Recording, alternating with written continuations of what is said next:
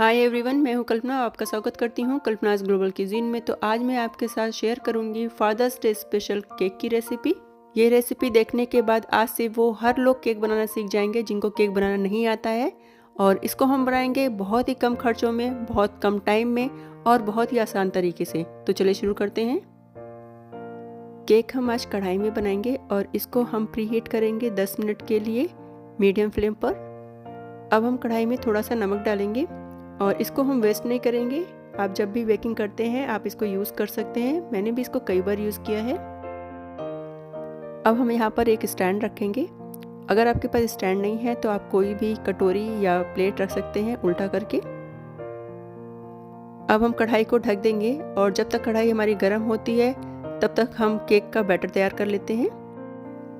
तो आज जो हम केक बनाएंगे वो हम बिस्किट से बनाएंगे और यहाँ पर मैंने मिक्स बिस्किट लिया है। मैंने यहाँ पर ओरियो लिया है और पार्ले जी। अब हम एक ग्राइंडर जार लेंगे और उसमें सारे ये बिस्किट डाल देंगे और इसका एक हम फाइन पाउडर बनाएंगे। बिस्किट्स को हम इस तरह से तोड़ करके ग्राइंडर जार में डालेंगे, इससे हमें इसे ग्राइंड करने में आसानी होगी। बिस्किट्स मैंने 30 से 35 लिया है और इसमें हमें कम से कम 1 कप दूध लग जाएगा। दूध को हम थोड़ा थोड़ा करके डालेंगे, एक साथ पूरा दूध मत डालिएगा। अब हम इसको ग्राइंड कर लेंगे और एक स्मूथ बैटर तैयार कर लेंगे। ये देखिए केक के लिए बैटर तैयार है। अब इसको हम एक बोल में निकाल लेंगे।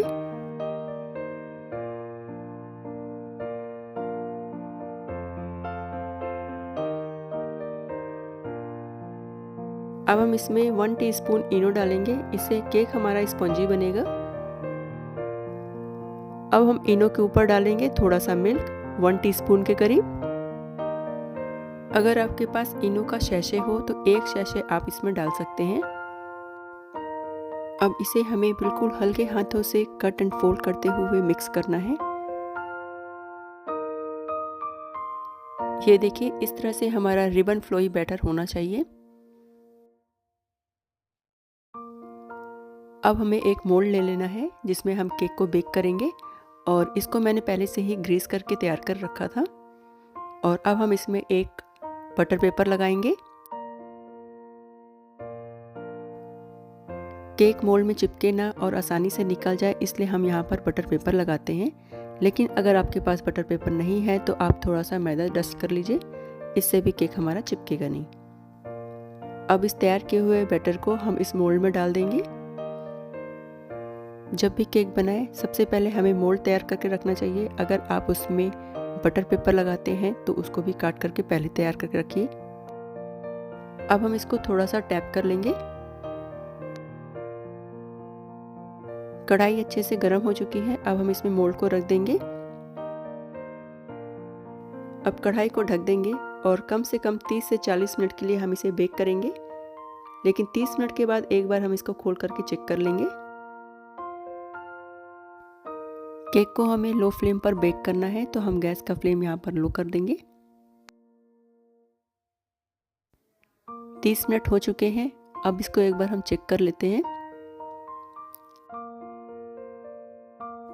और ये देखिए केक का कलर कितना बढ़िया आया है। अब इसको हम एक बार चेक कर लेते हैं।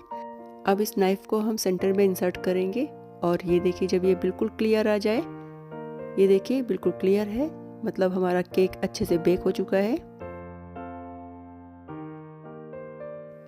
अब हम केक को निकाल लेंगे और पूरी तरह से इसे रूम टेम्परेचर में आने देंगे।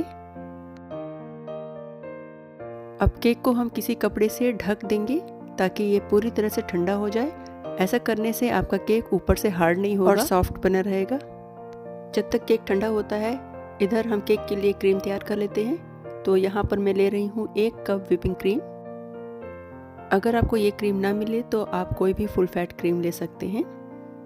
अब हम इसमें 3 टेबल स्पून पाउडर शुगर डालेंगे और साथ में डालेंगे 3 टेबल स्पून कोको पाउडर।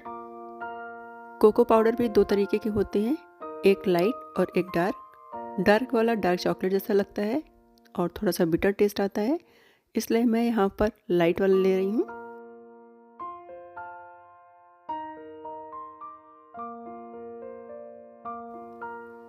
हमें इस क्रीम को विप करना है, लेकिन हमने यहाँ पर कोको पाउडर डाला है तो इसको पहले एक बार अच्छे से मिक्स कर लेंगे, नहीं तो पाउडर उड़ेगा। हमने अच्छे से मिक्स कर लिया है। अब हम इसको विप करेंगे और हमें इसे तब तक विप करना है जब तक कि स्टिप पिक्स न बनने लगे।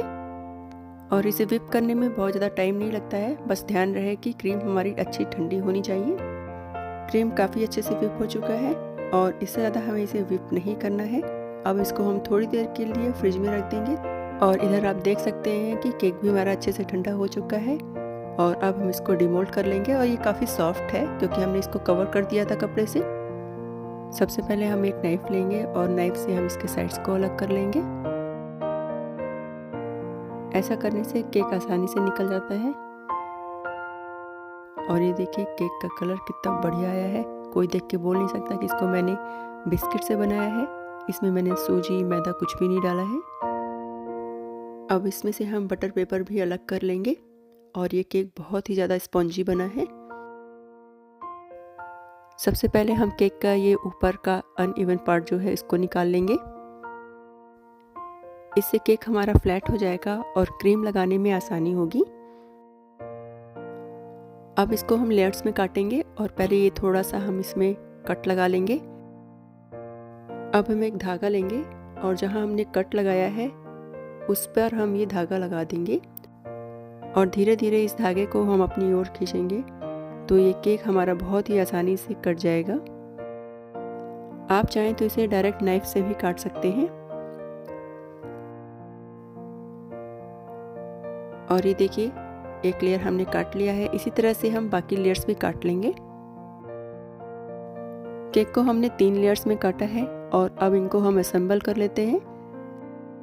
अब हम लेंगे क्रीम जिसको हमने अभी कुछ देर पहले व्हिप्ड किया था और फ्रिज में रखा था, तो फ्रिज से निकाल के इसको थोड़ा सा मिक्स कर लेंगे।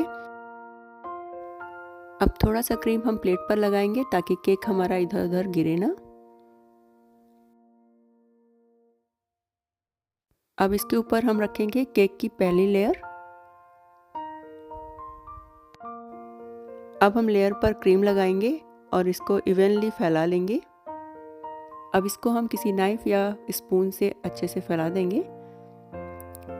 यहाँ पर मैं क्रीम को डायरेक्ट लगा रही हूँ। अगर आप इस तरह से क्रीम ना लगा पाएँ तो आप पाइपिंग बैग का यूज़ कर सकते हैं, और अगर आपके पास पाइपिंग बैग नहीं है तो आप कोई भी जिप लॉक बैग ले सकते हैं।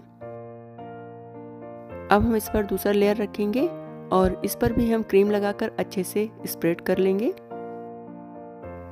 और इसी तरह से हम तीसरी लेयर पर भी क्रीम लगा लेंगे। जब हम सारे लेयर्स को असेंबल कर लेंगे तब हम साइड्स में भी क्रीम लगा लेंगे।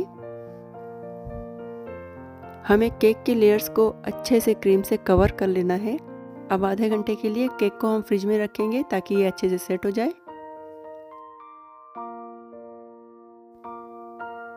आधे घंटे हो चुके हैं और केक अच्छे से सेट हो चुका है। अब हम इस पर क्रीम की दूसरी लेयर लगाएंगे। अब हम फिर से एक बार केक पर क्रीम लगाएंगे। सेम प्रोसेस हम करेंगे जैसे हमने पहले किया था। अब दोबारा से इसको हम सेट होने के लिए फ्रिज में रखेंगे कम से कम आधे घंटे के लिए। और जब तक केक फ्रिज में सेट होता है तब तक हम गनाश बना लेंगे। गनाश बनाने के लिए हमें लेना है कोई सा भी चॉकलेट, और मेरे पास ये चॉकलेट है तो मैं यही ले रही हूँ।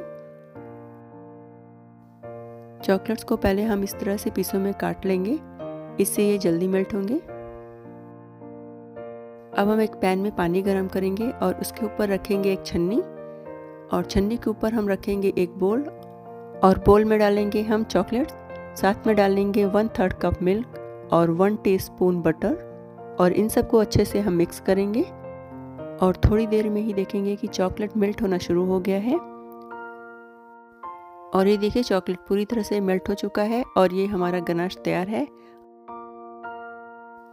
अब थोड़ा सा इसे ठंडा करेंगे ताकि रूम टेम्परेचर में आ जाए। और ये गनाश भी हमारा रूम टेम्परेचर में आ चुका है। अब हम इसको केक के ऊपर डालेंगे। अब हम गनाश को एक स्पून से केक पर डालते जाएंगे। गनाश को हमें पूरा ठंडा नहीं करना है। अगर ज़्यादा देर के लिए हम इसे छोड़ देंगे तो ये जमने लगेगा, इसलिए जब ये नॉर्मल टेम्परेचर में आ जाता है तभी हम इसको केक के ऊपर डालेंगे। अब इसको हम टर्न टेबल से निकाल कर एक प्लेट में रख लेंगे। अब इसको वापस से फ्रिज में आधे घंटे के लिए रख देंगे ताकि गनाश हमारा अच्छे से सेट हो जाए। अब केक पर लिखने के लिए हम एक क्रीम तैयार करेंगे। यहाँ पर मैं ले रही हूँ 1/4 कप मिल्क पाउडर और 2 टीस्पून मिल्क। अब इनको हम अच्छे से मिक्स कर लेंगे। अगर आपके पास वाइट चॉकलेट है तो आप इसको भी मेल्ट कर सकते हैं। और ये देखिए हमारा क्रीम तैयार है। और इस तरह से आप किसी भी पाइपिंग बैग में इसको फिल कर लीजिए, और अगर आपके पास पाइपिंग बैग नहीं है तो कोई भी जिपलॉक बैग ले लीजिए। अब हम इसको ऊपर से काट लेंगे और केक पर लिखेंगे हैप्पी फादर्स डे। और ये देखिए फादर्स डे का केक तैयार है। और आपने देखा बिस्किट से केक बनाना कितना आसान है, और ये बहुत ही ज़्यादा टेस्टी है। जब आप इसको खाएंगे तब आपको समझ में आएगा कि ये केक कितना ज़्यादा टेस्टी है। तो इस बार फादर्स डे पर आप इस तरह से केक बनाइए, खाइए, खिलाइए और अपने एक्सपीरियंस अपनी फैमिली फ्रेंड के साथ शेयर करिए। अगर आपको मेरी रेसिपी अच्छी लगी हो तो प्लीज़ लाइक करें, शेयर करें और सब्सक्राइब करना बिल्कुल ना भूलें। तो चलिए मिलते हैं एक नई रेसिपी के साथ, तब तक के लिए बाय, टेक केयर।